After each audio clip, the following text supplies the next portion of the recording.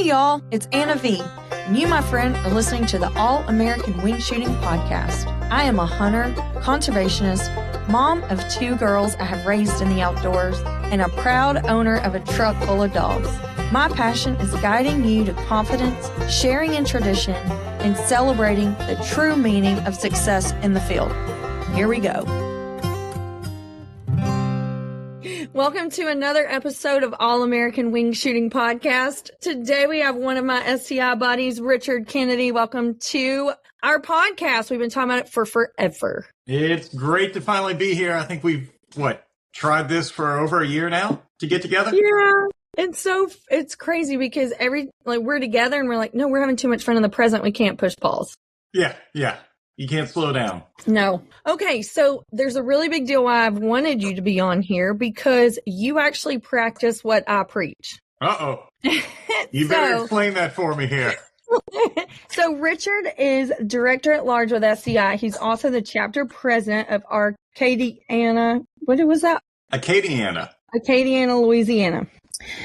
And I'm always talking about the importance of getting involved in your local chapters and the reward that we get as an individual from being involved. You know, there's so many times that people don't understand it takes the people that you don't know the names to get done, and the people that are on the billboards or that have the big titles that are making all these waves in the industry. But it's because there's so many people behind them. You definitely can't do it alone. You definitely can't get involved and be by yourself. You know, you've got to have somebody pushing you.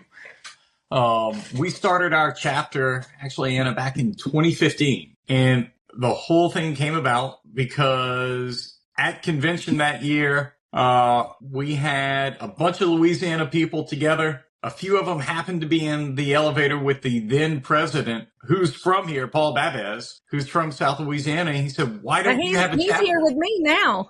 Right. Yeah, he's in Georgia, yeah. Yeah, so he's right down the road from you. And so he's in the elevator with a bunch of Louisiana guys. They get talking. He said, why don't you have a chapter? Well, a chapter started.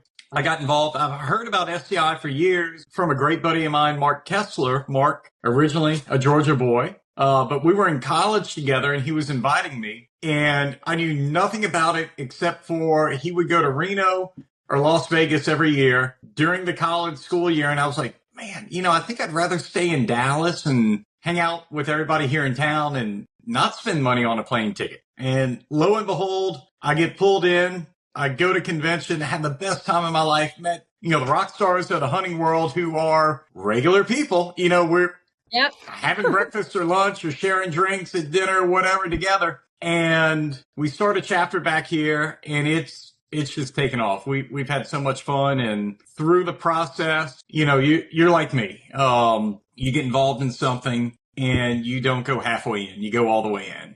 And someone said, well, have you thought about doing this? Tell me about it. Yeah, let me go do it. And so lo and behold, I got elected to director at large several years ago. I've got an election coming up next month where I am running again for another term as director at large. Awesome.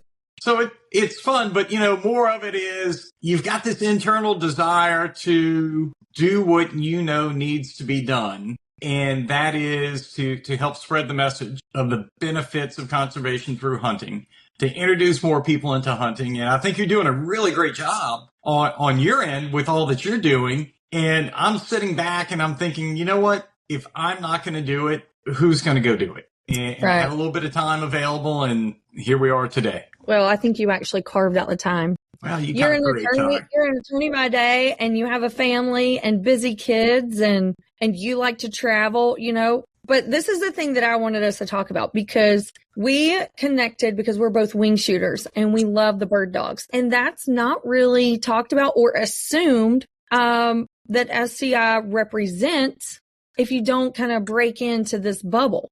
It's, the name throws a lot of people off of what the organization is really focused on. And, clearly Safari Club International, everybody knows SCI, is their motto, first for hunters. And it's not about where you hunt. It's not about what you hunt. It's the fact that you hunt or you want to hunt one day. Okay. You may not be in a time and a place where you're able to hunt. I've never been to Africa.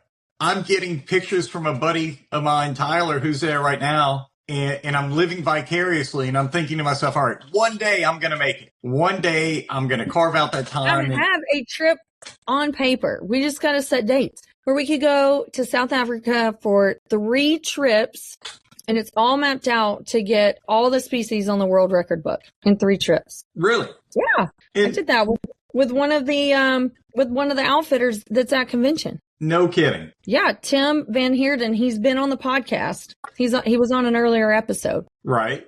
Yeah. Yeah, it's so exciting. And who knew that wing shooting was huge there? I mean, it's kind of just now taken off, but it is a big deal. They've got a lot of birds. Yeah. Yeah, and one of the first icons, which if you're into short hairs here in the States, he's kind of like the grandfather of the AKC testing, but he has genetics there. Georgia short hair genetics are over there. No kidding.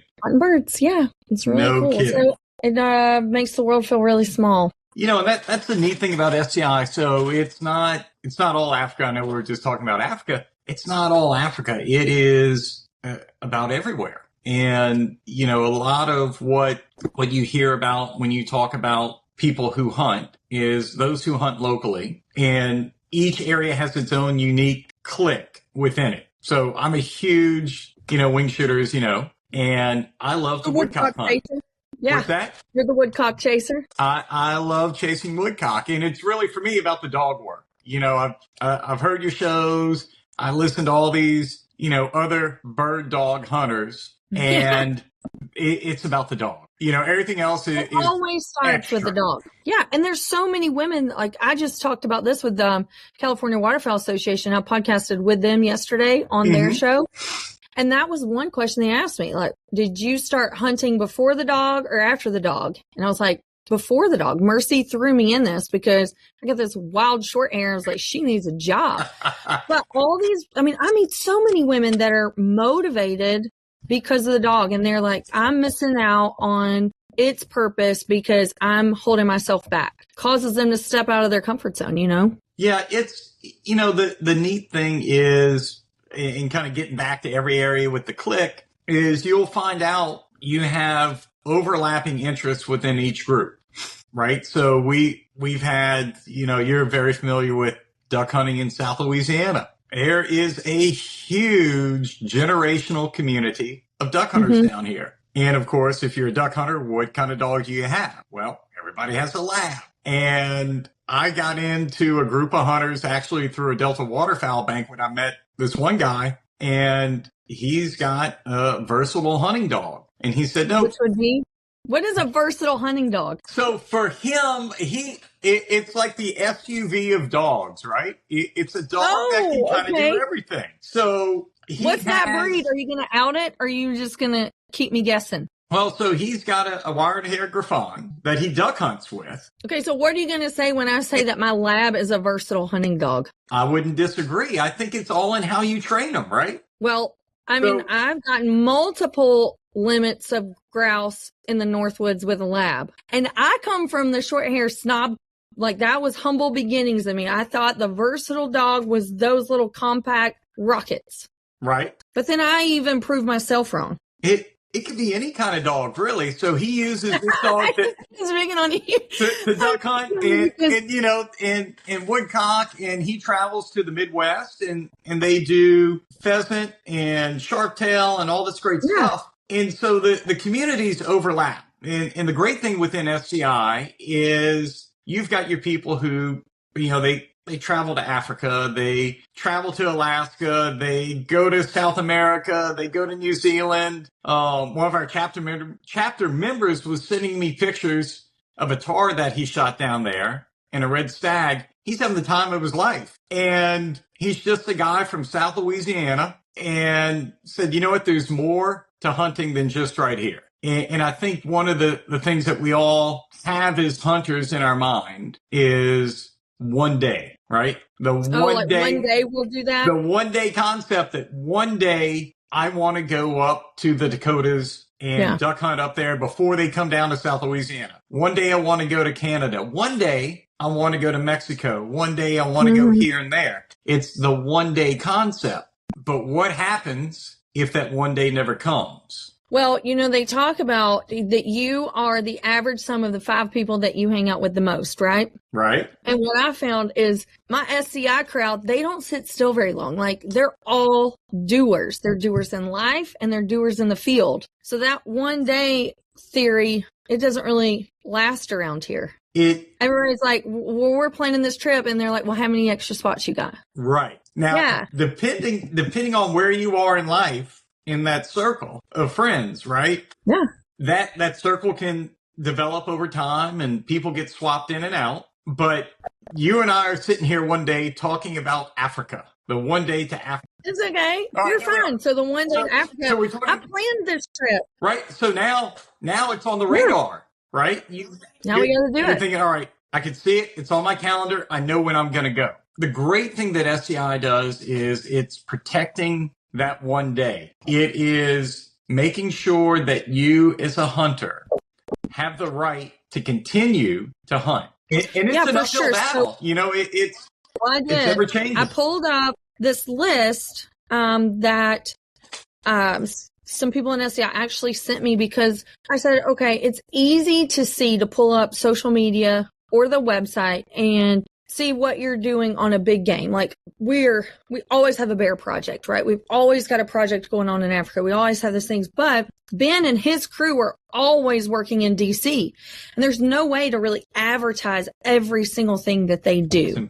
It's like, so much. No one knows how involved SCI was in saving waterfowl season in Australia. Mm-hmm. Our friends worked on that project. They were the saving grace of that project and nobody really highlights it. And so for me, when I got involved with SCI, I was like, I don't think that wing shooters have any idea of the battles that we face that people are fighting for us and we don't even know who they are. It's like they take care of them before we even know there's an issue. And you have a hard time explaining SCI to other people who've never heard about it. Mm-hmm. And as we've built our chapter up here, because it was new to the area, you kind of have to figure out ways, and SCI is great about helping you get started and do all of these, intro meetings and all the materials. It's fantastic.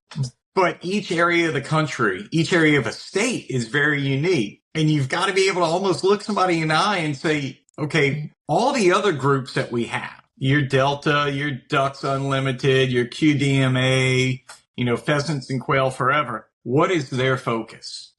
Habitat. They are focused on the animal, making sure it's healthy and it's got land to live in, right? And that's going to survive. Mm-hmm. Well, okay, well, what does SCI do? Well, SCI is kind of like that big umbrella on top saying, we love all of that and we're all for it. Right. And we help contribute to those projects through our foundation and through the organization. But we protect the hunters who want to pursue that game as well. And we are in state capitals. We're in state and federal and international courthouses. We have a legal team overseas, too, that most people don't know about. And so we are constantly monitoring every whisper that happens so we can do that one thing and keep hunters first and protect our rights to go hunt, which is really cool. And so I never knew all this was going on in the background. We just had a huge victory in Louisiana for the black bear, right? Right. So, that got posted everywhere. That hit social media huge. But what state residents didn't realize, and maybe other bear hunters nationwide didn't realize, is that we haven't had a bear hunt since the 80s. Bear got put on the endangered species list. A lot of effort through our great friend Maria Davidson was put forth through Wildlife and Fisheries to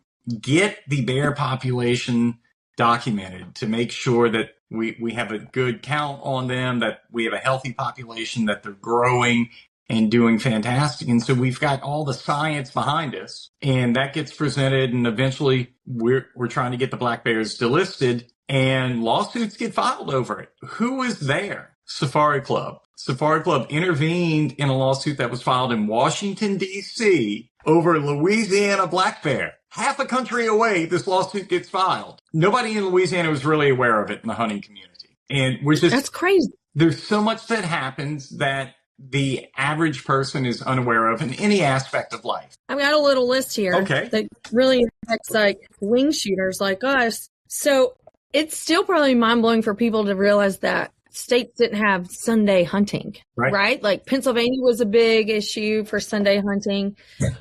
SCI was really involved in Virginia getting Sunday hunting.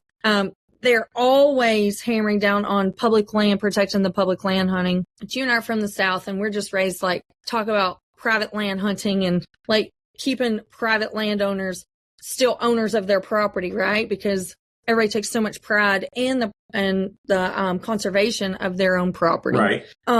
But the big thing that really hits home to me, and I think it's because I started shooting as a clay shooter, is that they stay on top of the lead ammo ban.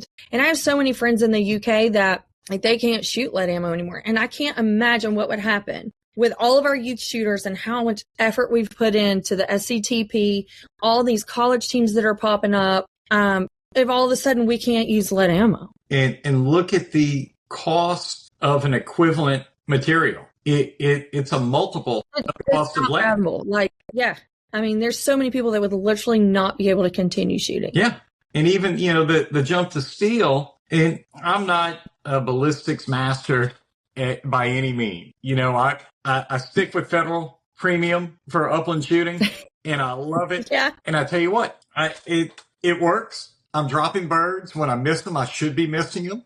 And when I hit them, I'm hitting them. And the stuff that's out there that's non-toxic equivalents that I can use, I've got a lot of shotguns, and some of them I can't shoot steel through them. I have to go get new barrels. And, tungsten and bismuth and all these equivalent non-toxics are so expensive. Well, it's not even that. If you look at what's going on in the UK, California is pressing the same strategies with the laws, right? So a friend of mine actually messaged me and said, people are turning in their shotguns left and right over here in the UK because not only do they have this ammo issue over there, but then they also have to have a special permit to keep their guns. Well, during COVID, the police got so backlogged with keeping up all these permits so that you can keep your firearm. This is like an annual thing, right? So for us, all we worry about is hunting license if we actually hunt in that state. Right. Well, now you have to worry about,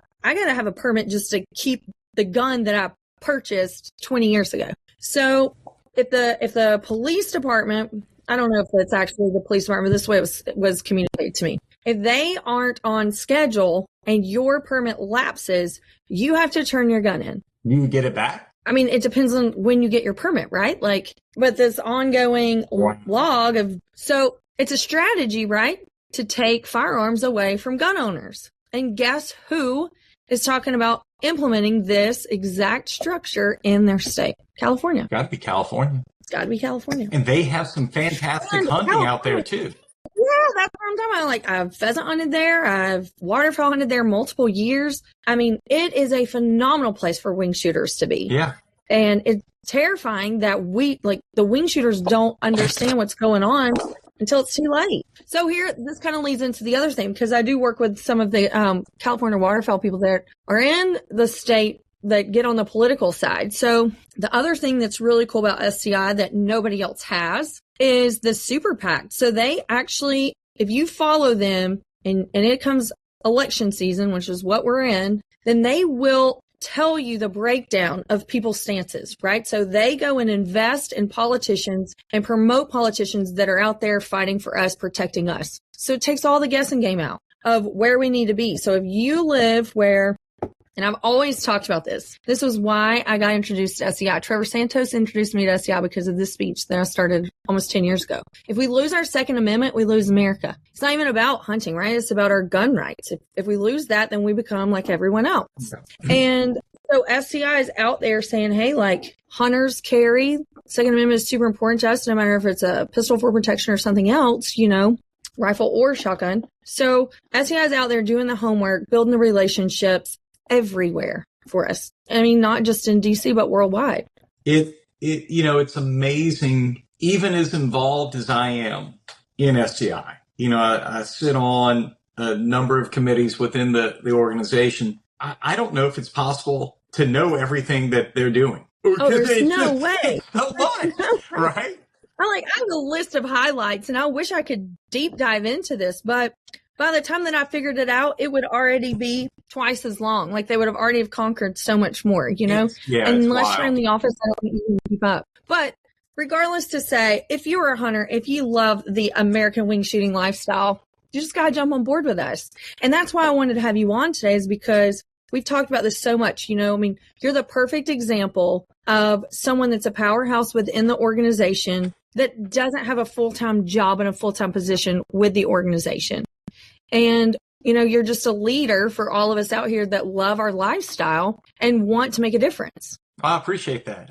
I don't know about the powerhouse, but I'll take it with a grain of salt, you know, but you know, this is fine. So get into more of a fun-loving conversation. Let's have it. And topic. Okay, so you're rattling around the ice over there in your special cup. And this is probably one of my most favorite stories of SCI and the camaraderie and the relationships built. Yeah. That cup. The Red Solo Cup group. I want you to talk about how that all came to be, because I know you told me a while back, and I love this story. I probably would butcher it if I had to retell it myself. So we were in Reno in 2019, and, you know, with convention, I've gotten to meet a lot of people my age. Now, I've been going to convention now 10 plus years. And back when I started going, there weren't many people my age around. And so my buddy Mark Kessler said, well, look, I've got a couple of friends here. They're brothers, Brett and Blake Evenson, and another friend, Brittany Hosmer, now Longoria. And next thing you know, like, we're hanging out. We're all the same age. We enjoy hunting. We enjoy walking the convention floor together, and we had dinners and drinks, and we just started having fun. So we, without knowing, created our own social circle within convention, right? And those conventions are so wild. They're exhibitors from all over the world, and there's literally events like parties that start from 9 o'clock in the morning until the last one starts at 11 o'clock at night. Like, it's bam, bam, bam, all the time. It's overwhelming. And so over time, we started thinking, well, man, there's not a whole lot of folks our age. And the marketing, the membership, and everything started improving. We started seeing more people around. You heard Trevor Santos, and now you're showing up, and, you know, and bringing your friends with you. And that's kind of how it's developed. And so now you walk around and you look at people from, I'd say, mid-20s to 50, that 25-year window. Families now, like, there's kids in strollers. It's an overwhelming number of attendees at convention. Right. And then, you know, because it used to be, there was the belief that, you know, oh, well, if you're old and wealthy, then you could be in Safari Club. And so you had a lot of folks our age not really jumping into it. And that's changed. And so what happened over the years? No, what happened in the beginning? So what happened over the years, now I'll get to this, is we would all hang out together. You know, after the convention, we'd say, well, the convention day, let's get all cleaned up for the banquet dinners at night, and we'll meet and go have drinks and then go to the dinner. And so just everybody get down here by this time, and then we'll all walk together to dinner. Not a big deal. So we're going into Reno, and I remember talking to Blake, and I said, hey, you're already skiing Lake Tahoe. I'm coming in tomorrow. Why don't we get some drinks and snacks for the room? And we were sharing a couple of rooms between a group of us. I said, hit a liquor store and, you know, get some Crown, get some vodka, get some mixers, and we'll get snacks, and we'll kind of have our own little mini setup there in our room. So the very first night, and there's some pictures on my social media and on the club page, that we just made drinks in our hotel room, trying to save a couple of dollars, you know, because a drink in a casino is like $20, right? And we're like, we'll just make a drink, and we walk down to the Beretta dinner, which is the fanciest, biggest It's banquet. a black tie gala. It's like the nicest thing, you know, event of the week in terms of formal clothing. Okay. And so we leave the room, and we've got plastic Red Solo cups that Toby Keith sang about. Yes. And we walk into the room, and everybody else had like a 10-ounce clear plastic cup, and we walked in with these Red Solo cups. Nobody stopped us at the door to walk in. Everybody was coming. Where did you get that drink cup? We just made drinks in the room. Just make drinks in there. All right. Next morning, the first morning of show, we're leaving the room. I was like, man, I'm going to just put a Dr. Pepper on ice in a cup. We all fix drinks. We all walk downstairs. We go into the convention with red cups and all the attention it got. And we're like, oh, this is so funny. And so this is kind of like when hashtags were becoming a thing, right? Yeah. And so we said, well, we'll just put hashtags and we'll just put letters on there. And I'm blanking on it now, but the first letter of each word. And so we would have a phrase or something funny that happened from the night before. And one of them I won't forget was somebody said, well, how come I don't have a red cup? And one of us said, you're not one of us. And all of a sudden we got a Sharpie and we wrote on the cup hashtag and then NOO, you. Not one of us. And people are like, what is that? And so we had that on our cup the next day. What's that mean? Hey, I'm sorry, you got to figure it out. We'll fast forward real quick. And I found this company, Wild Gear. I talked to them and they have a metal tumbler, white lining, red Solo cup thing. So yeah, because it's like a normal, like a Yeti kind of thing, but it looks like a Solo cup. Bingo. So I found it, I was like, all right, guys, we got to get them. And so we had a group of like 5 or 6 of us at the time. And so we got a half dozen. And then we just put, I forgot what it was, like hashtag SCI show or something on it for the next year. We walked in the room, people lost their minds. And then all of a sudden we realized, hey, wait a minute. We have all of our friends here. We need to start getting cups for them. Like we'll make you a club member, right? So that we'll get you a cup. And then after a couple of years, we decided, well, wait a minute. People are expecting the cup. We got to step it up and do something different. Okay.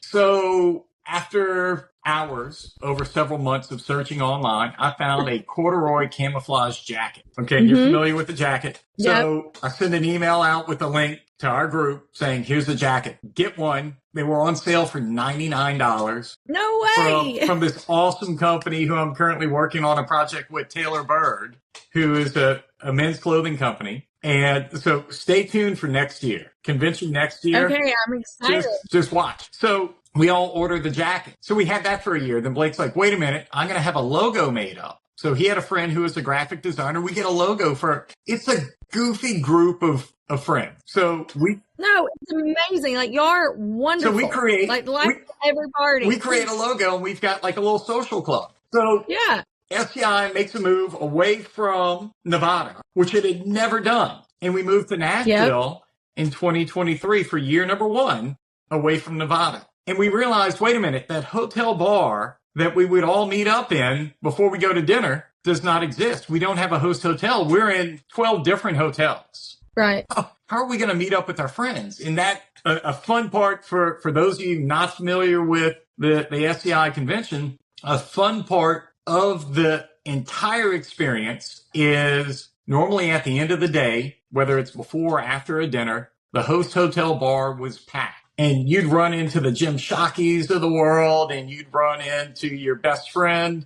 You run into people who you met that day that you were trying to book a trip with. So young and old outfitters and attendees would all just kind of show up in the hotel bar. And it was an unforgettable experience, and you made so many connections there. And don't you think that they've done a great job with the big bar now at the top of the escalators? Now the big bar now is really a cool concept, right? Yeah. But I mean, I'm late to every banquet because of all the people hanging out at that bar. At that bar. But before we had knowledge that would even exist, we had a panic in our group. We're like, wait, okay, so you're at that hotel, you're over here, I'm here. How are we going to meet up before dinner? Like, what are we going to do? And we realized, wait a minute, let's forget the before dinner, because if you've got to take an Uber or if you've got a block walk or a 3-block walk, let's just not rush it. And so last year we negotiated with the spot and we rented the rooftop. And so on the Losers.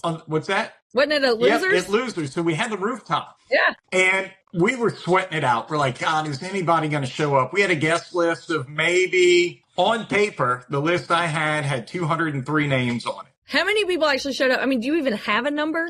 Because literally the fire marshal should have been called. Well, let's not get legal on it, but if there is a fire marshal limit, I would just add 25% to it. We had a packed house, and I'm not going to name drop here. I told you this story though, but some high profile people who anyone in the world would recognize walked up to the bouncer, presented the ticket, the paper ticket that we gave out to get in. Presented the ticket and was told, "I'm sorry, they're over capacity. Should got here earlier. We can't get you in." And so we realized, okay, just like the red cup and just like the jacket deal, we're like, shoot, we're on to something. And we had so many people inquiring about the party. We got a larger space for 24. You were there at that one too. Listen, I mean, I'm at every single party there, right? Yeah. Like, I'm not going to miss time with y'all, but y'all's party was the most fun. It was the funnest crowd, the funnest music. The place was awesome. I don't think that you're ever going to go anywhere where it's not just shoulder to shoulder people, but I bet I hugged 200 people that night. Oh, and that was just awesome. walking in. That was just walking in. And it was, and look, you looked around the room. And so what we ended up doing when we created the guest list, we're like, okay, well, if it's just going to be us, it'll be like 30 or 40 people. Like we'll each bring a friend or a spouse or a date or whatever. Mm-hmm. Then we're like, wait a minute. There's not really a true fun event for our age group. For this I'm not going to age myself here, but for this 25 year span of age, there's not just like one event where all the younger half of SCI can come. And SCI worked for a few years with a young gun concept, and it was trying to get all the young people together, and it was normally before dinner in the evening. And so it was a short window of time, and I was at every one, and they were nice. But, it was, okay, I got to jump in before I get changed before dinner. And so I'm leaving the convention floor. I'm going to pop in here for half an hour, and then I got coat and tie to put on and get back down for dinner. Right. And we're like, let's just do it at the end of the night. And Anna, it's been unbelievable. This year we had people trying to sponsor the event at the event. I had one fellow say, hey, I want to give you $5,000 to help out with your party. And what'd you say? No. I'll send you a contract tomorrow. I said, absolutely not. You're not paying for anything. And the fun thing about it is we're not asking for money. We're not fundraising. We're not trying to sell anything. We just have a spot where friends can gather. And then you just buy, if you want a drink, you buy your drink. Well, what was so funny is that like the first year that we were in Nashville, JC got to come. Yeah. And she was there. Oh, I remember. Uh-huh. Yeah. And then the next thing I know, she's like hijacked all my friends, and I'm like, I can't even believe we're here, like we're dragging her out in Nashville. And then this year she wasn't able to come because of school. She blew up my phone and probably everybody else's because they were texting her like, where are you? Why aren't you here? And she's like, I think I'm just going to ditch everything and drive up right now. I could be there in 4 hours. And I'm like, no, but I don't know if she will ever miss another convention. I mean, she's almost 22. So I don't know if she'll ever miss another convention because of the Red Solo Cup crew and how awesome they are, how welcoming they were to her she started coming when she was a kid. I remember meeting her with you at in Vegas. Congressional Sportsman's cocktail hour. And was that in Vegas? It wasn't Nashville. It was Vegas or Reno, maybe. Yeah. And, she was just a kid. I was like, what? Do you know that she spent a summer with them? She interned with them. Right. And yes, and Jeff was awesome for her. Just adopt her, took her in, opened up so many doors. And I don't know if it's official yet, but she also did an internship with Kemp last year. Nice. Got a big girl job there. So she's staying with us, and it's because of all these groups, all the people. Like, we are involved in a mission. Like, we're all mission minded, but we have the most genuine friendships while we all work together. I think that's a fun thing that is a byproduct of us just kind of getting together is you you brought your friends in, right? You brought your daughter in. We brought our friends in. This year, I'm so sorry. I'm like, you're like, just let me know if you need more tickets. I'm like, I need 20 more tickets. And look, and you had people you wanted me to meet that I never had the opportunity to meet. Well, it's not too late. In the room that night. Yeah. No, I know I'm going to meet them, but you're like, hey, can I get this guy in your party and this one? And here's who they are. I'm like, oh, absolutely. Bring them. I mean, we have everything from massive politicians there. Ball players were there. I brought a NASCAR driver there. I mean, it's just like all types of people from all different backgrounds that hunt all different kinds of things come in one place for one mission. And that is just to continue the tradition of hunting. And it is so much fun. And, it's a great time. Most people, when you think of a convention, it's normally a work related, like, oh, I got to go here and I got to get dragged out to dinner with people who I don't want to be with. This is, if you're listening to this, book it now. Go to the Safari Club website, get the dates, put them in your calendar. You need to be there in the middle of January. It's a family tradition of hunters. It's probably the greatest gathering of hunters in the world. And I would confirm. And not only that, and it's so funny. It's your new group of friends. Because we're wing shooters, and everybody thinks Safari Club's all about big game people.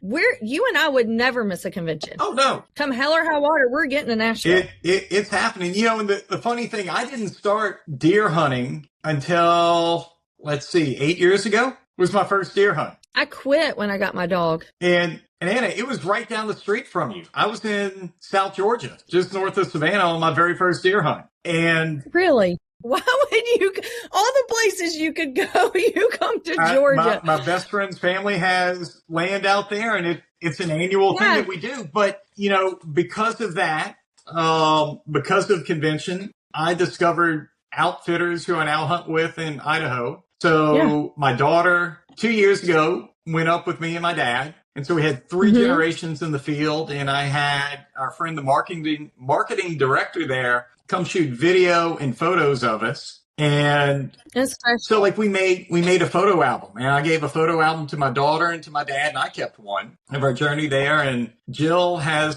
three, I think she's on the cover, and 3 or 4 pictures inside of the Flying Bees book for Wing Shooting 2022, oh, which I love is so it. cool, and so we're going back this year. And, my wife is coming. My son, who's not a hunter, is going to make it. And I am going through the exciting and painful process of trying to find out how to fly my dogs commercially to Idaho. And it looks like Alaska Airlines may be the only option right now to do that. I don't know. You know me, I drive everywhere. So not that I've checked out the drive, but on 4 different driving apps, it is between 37 and 38 hours, assuming 0 stops, to get from my house. Well, you're going to just have to Idaho to make a cross-country tour of it and plan some other stops. I mean, think about all the other places in between for you to go hunting. Look, the dream, if I did not have to work to make money, would be I'd have a dog mobile. I'd get a Sprinter van set up for bird hunting. Yeah. And I don't know if I live in it. I'd probably stay in motels and hotels in a tent every now and then, but I would leave in September and I'd come home in February. I've done it. I've been the bird dog bum, and it was a blast, and I have 0 regrets of that time because I drug Tater along with me. Yeah. And so now to be able to have those stories, to have an organization that, I can give back to and have appreciation, because during that time I had no idea about SCI or anything that was going on or what they do for us or how involved I could be, it brings a whole new meaning. Oh, it's fantastic. And another thing, you had, I'm going to say, my friend on your show a while back who I've never met in person. Oh, Andy. Yeah. Yep. Yeah. And we can talk about Andy and his famous book. And his book is fantastic. I've read it and I love it. But the great thing, though, now with social media, right, is you can keep up with all of your friends' adventures. And we have a mutual love outside of wing shooting and fishing and dogs. And he started posting pictures of all this Mexican food, all these tacos and everything. And I was like, all right. I said, you sealed the deal. I'm going to come hunt with you, and you're going to take me to that taco shop because that would be worth the journey for me. Because you're obsessed with taco posts too. It's one of my favorite foods. You know, the kids asked me, well, how can you eat that often? I was like, you don't ask, questions about how often you eat cereal, which is every day. I can have tacos every day. I'd be happy. And pheasant tacos, by the way, are absolutely incredible. That's awesome. So I forgot about our mutual friend up in Idaho. Yeah. Oh, dog barking. I don't know if you heard him. You should have brought the dog on. Well, let's see. Blue, come. We'll do a quick little dog showcase here. Come here. Okay. Come see, bud. Oh. Here's my boykin. And he is out of South Georgia from Fishing Creek Kennels. And then I've got my English Springer, Gilly, and her lineage. Oh, she's funny. She doesn't like sitting like this. But she's so cute. She is out of the Texas Hill Country, but her pedigree is out of Great Britain. Oh. And lady Rachel Allenby was her breeder, and Rachel was originally from Great Britain. And guided out there was she may have been the very first, if I can recall, female guides in Great Britain. And her dad was a gameskeeper. Any of these breeders? Did you meet these breeders through SCI or the internet? I met them through the internet. We had to put down a previous Springer, and my wife said, if you're going to get another, it has to be female. You've had nothing but black and white, so we want liver and white, and I want to have this dog while the kids are at home for the summer. That's perfect. So I had a very short window of time, and through the SCI community, I don't know if you ever got to meet Joe Hosmer. Joe Hosmer, I love him. So my story with Joe is on Britt's episode. Yeah. Because when I first started with Pheasants Forever and Quail Forever, he was on the board there. And of course, in my first convention, I didn't know who he was.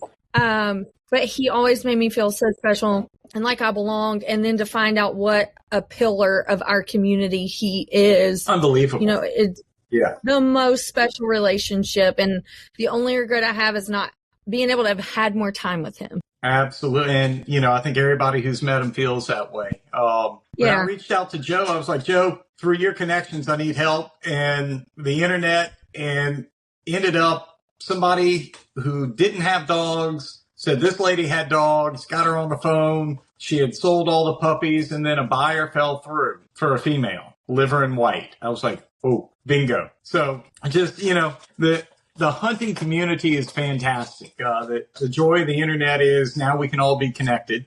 And, if you're in a great organization, stick with it. I don't think it matters if it's Quail or Pheasant Forever, SCI, Ducks Unlimited, whatever you happen to be with. We do it all. We literally do it all. But I love our friends others. Here. Get involved because, and especially SCI, the conservation efforts of all the other groups is absolutely amazing, right? But having somebody like SCI out there fighting for you to make sure you can keep hunting, that's critical. You talked about Super PAC earlier. Our chapter in our short span of existence here has given, I think, over $150,000 to the Super PAC. Okay, so since you guys are giving so much for everyone, I want you to give your chapter a plug because you guys have an event coming up as we close our episode. So if anybody has just been thrilled to get involved with Richard's group down there in Louisiana, how do they find you? How do they come to this cool shooting event that you've got coming up? So we are on May the 4th. We've got our 8th annual clay shoot. And that's going to be at Wilderness Gun Club and morning shoot. But the bonus here is for lunch, we're having boiled crawfish, all you can eat. And we've got drinks provided so you will not be thirsty for the low price of an SCI membership. No way. It costs you nothing. So, okay. So where do people go to register? All right. So if you go to our Facebook page, which is Acadiana LASCI, or if you just type in on the search bar to make it easy, SCI Acadiana. and it'll pop up. As you start typing ACA, you'll see DIANA pop up. Click it. It's under events. We're running them as two separate events because not all of our members will shoot. So all you have to do, come in that Friday night, wake up early, come shoot with us Saturday morning. It's a lot of fun. It's a great course at Wilderness. They take amazing care of the place. Then afterwards, you don't even leave the parking lot. We've got giant tents set up. You eat boiled crawfish right there. We announce the winners. It's a lot of fun. And Anna, look, we've even had people from Georgia come in for our event. I think you might this year. I'm not sure I'm going to make it, but even if it's last minute, I'm showing up. Well, bring all the dogs. You talk about your dog trailer. Bring them. Come on. I'm selling my dog trailer. I'm trying to get down to the lowest amount of number possible so we can all travel in the truck. That is the goal, right? Well, Richard, thank you so much for coming on and sharing your story and really showcasing the culture of SCI Convention and what this organization stands for. Absolutely. Love doing this. I'm glad after, a year and a half of trying to plan it, it actually happened. And sorry, I was a few minutes late hopping on with the calendar error. It's okay. Well, I look forward to seeing you soon. And we are going to definitely keep posting about your shoot on May 4th. May the 4th. Come on.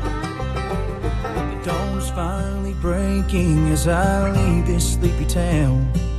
The sun is slowly rising and the fog is on the ground.